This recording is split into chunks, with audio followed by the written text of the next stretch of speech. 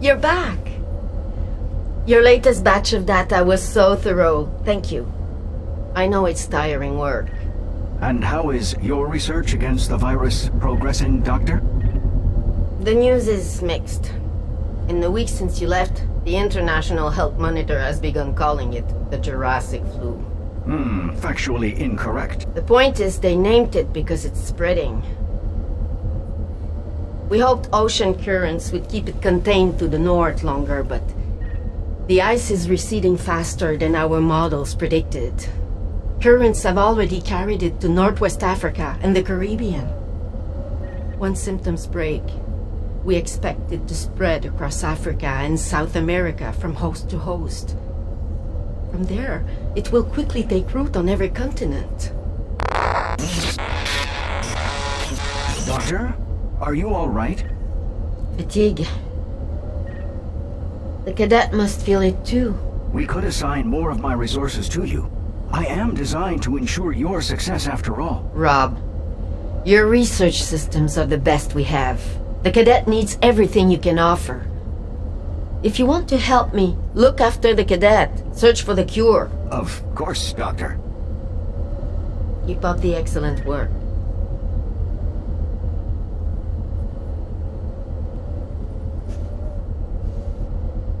Time travel is both physically and mentally demanding.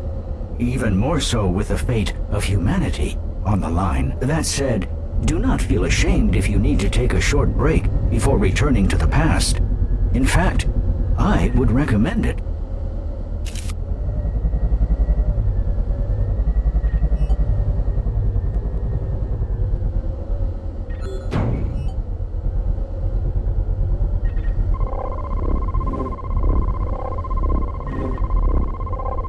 All systems are now online and operational.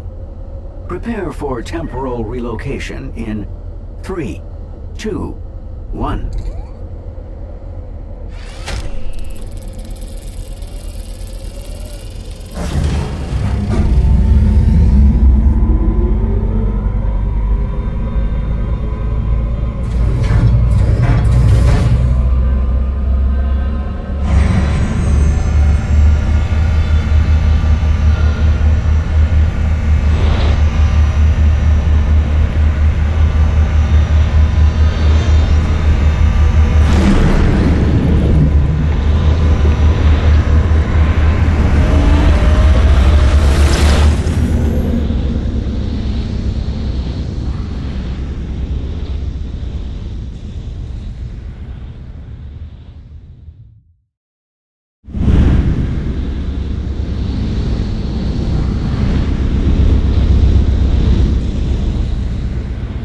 Let's review our objectives. Our primary research target is the Elasmosaurus, one of the largest plesiosaurs of the late Cretaceous. It's not clear to me yet how this specimen connects to a cure, but it is not for us to question. We serve to collect. The Elasmosaurus had an extremely long neck, 71 vertebrae, according to the fossil record. You may have seen it drawn with its neck winding in elaborate S-shapes. But our current hypothesis posits that it couldn't really do so. Illustrators, they do get carried away. Let's see if we can find out how this long neck helped Elasmosaurus survive and evolve. When you're ready, focus your view on the shutter controls. Let's continue our assignment.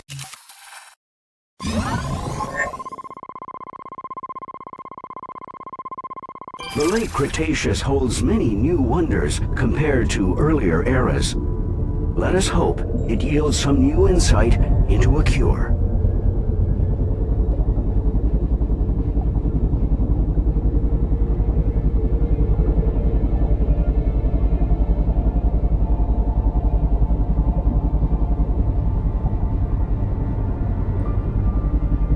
Those don't look like aquatic reptiles.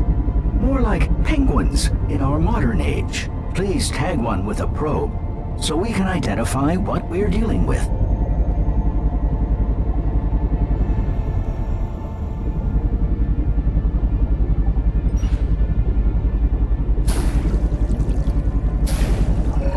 appears we're looking at Hesperornis. Like penguins, they can't fly. They seem to be enjoying an easy buffet in the shallow waters. How do Hesperornis navigate so well underwater? Scan the legs and feet of a Hesperornis to find out.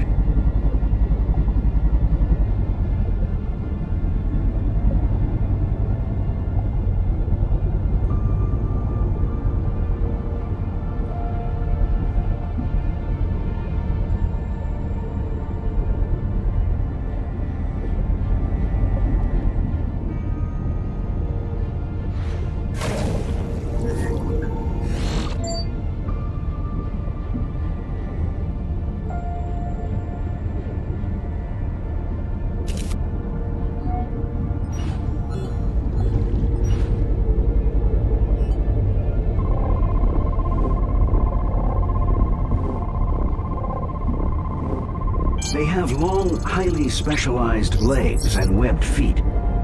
They are capable swimmers, but ill-adapted to moving around on land. How did the Hesperornis hunt? To answer this question, we'll need a new tool, the behavior scanner. As you would know, if we'd had time to complete your training, the behavior scanner allows you to capture live behavior of creatures. For later analysis, behavior scan the Hesperornis at least once as it's looking underwater from the surface. To use the behavior scan, press and hold the trigger, then aim at a creature.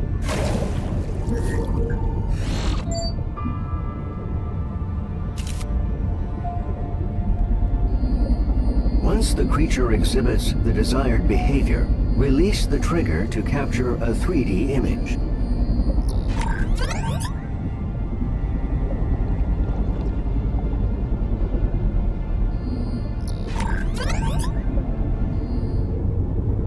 Behavior scan the Hesperornis at least once as it's looking underwater from the surface. Good. We just need a little more data. Let's capture it catching something. Behavior scan the Hesperornis once as it catches a fish underwater.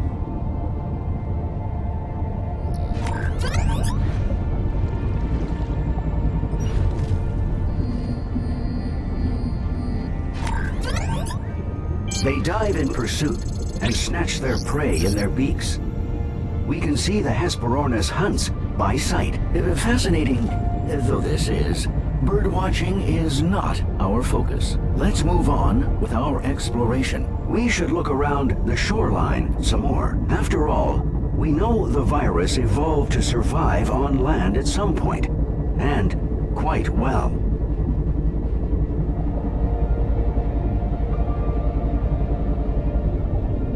What are those creatures? Use your probe to find out.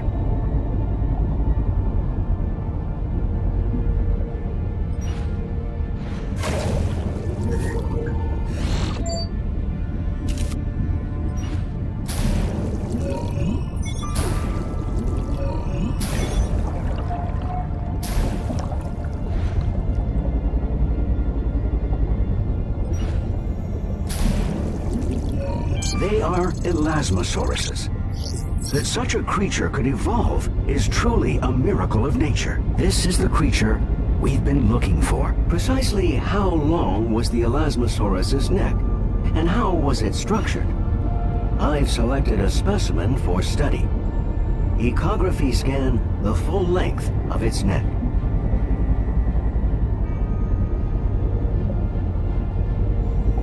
Oops, sorry to interrupt. I've underestimated the complexity of this anatomy. We'll have to split data gathering into multiple scans in order to gather all pertinent data. Ecography scan the neck at its base, middle, and close to the head.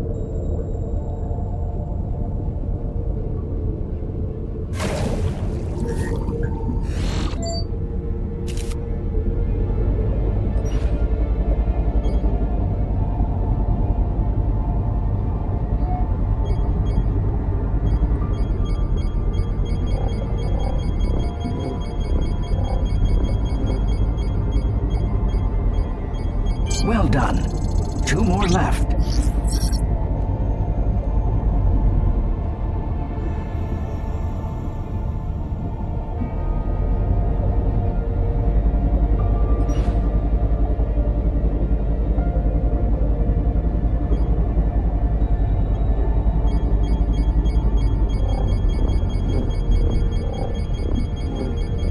Excellent. One more scan remains.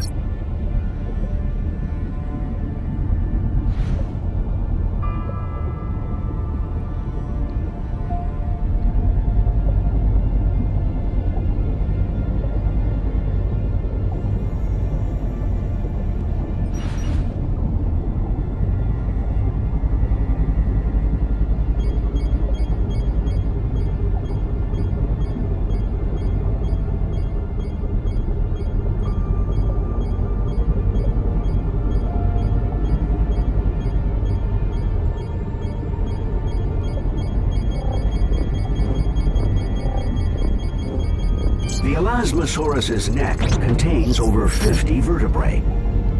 The weight makes it impossible to lift more than its head above water. And when it turns its head, its entire body follows. Its head is essentially a rudder. How exactly did the Elasmosaurus hunt fish? Behavior scanned 3 instances of an Elasmosaurus catching a fish.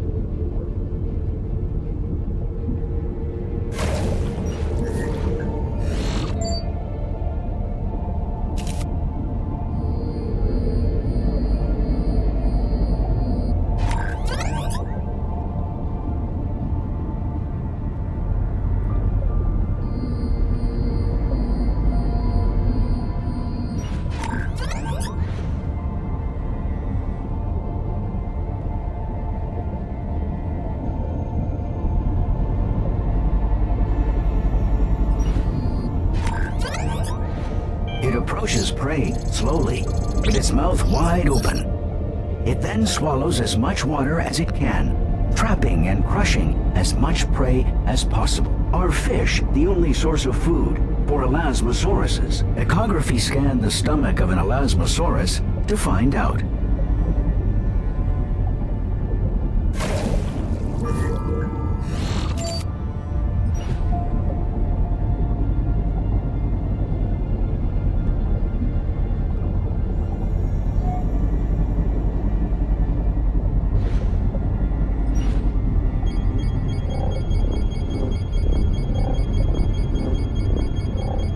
Their diet includes ammonites, and we can also find gastroliths in their stomachs, small round stones that may provide ballast. This is interesting.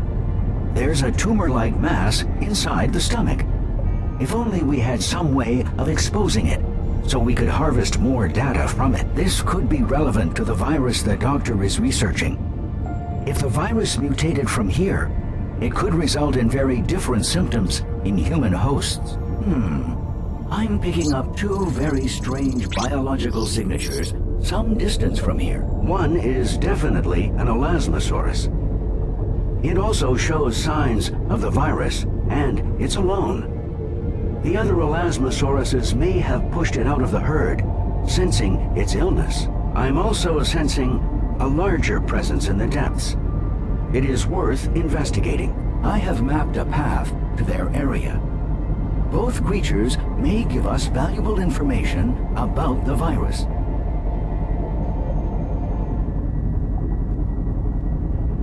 Activating low visibility navigation support. Here we are. You'll need to tag the unidentified creature, but it's not exactly volunteering itself for scanning, is it?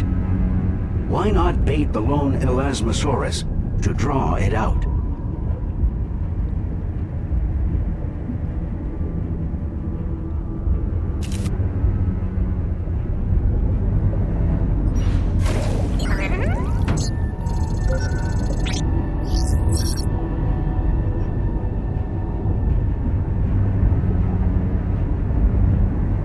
There it goes. Tag it quickly.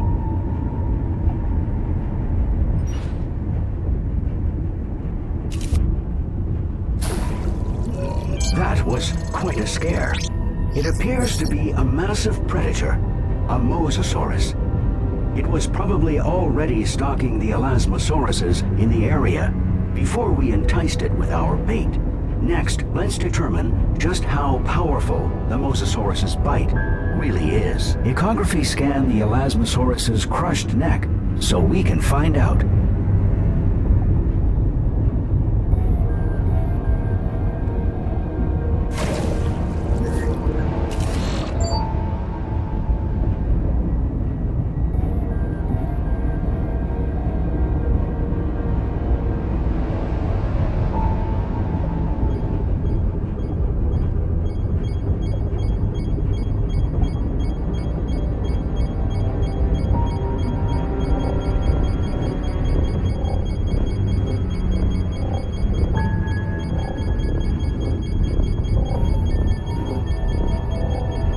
the damage inflicted upon the bones, it's clear that the Mosasaurus bite uses a force comparable to that of the Tyrannosaurus rex, estimated just short of 12,800 pounds. Strange that the Mosasaurus hasn't eaten more of the prey it killed and dragged under. Maybe we're causing it to hesitate. Let's not miss the opportunity to find out how it feeds. Use bait on the dead Elasmosaurus, so the Mosasaurus attacks again. When it does, use a behavior scan to scan the Mosasaurus's head as it eats.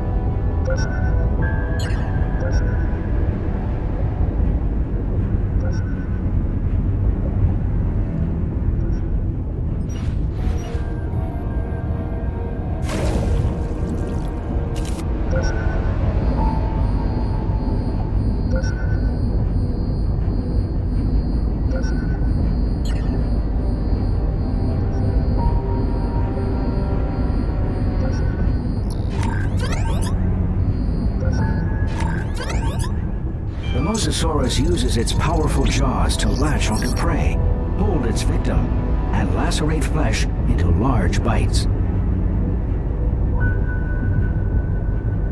The Mosasaur's last attack punctured the Elasmosaurus's stomach and exposed the tumor we noticed earlier.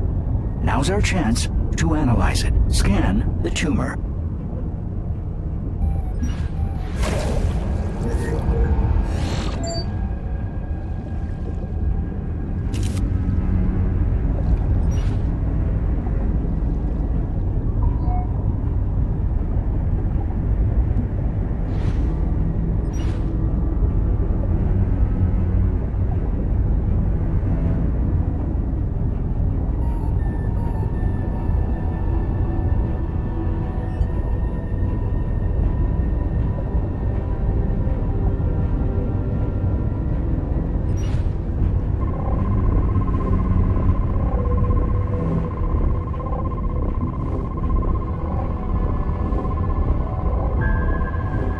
The tumor carries similar genetic information to the virus the doctor is researching.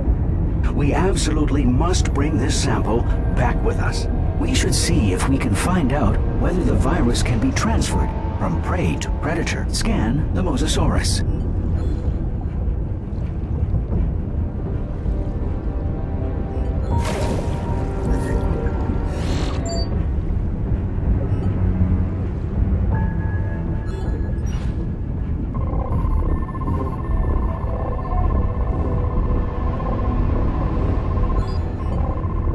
The virus is present in the Mosasaurus. It can be transferred from prey to predator. We must return to Svalbard to upload our data at once. Please scan the portal to initiate the transport sequence.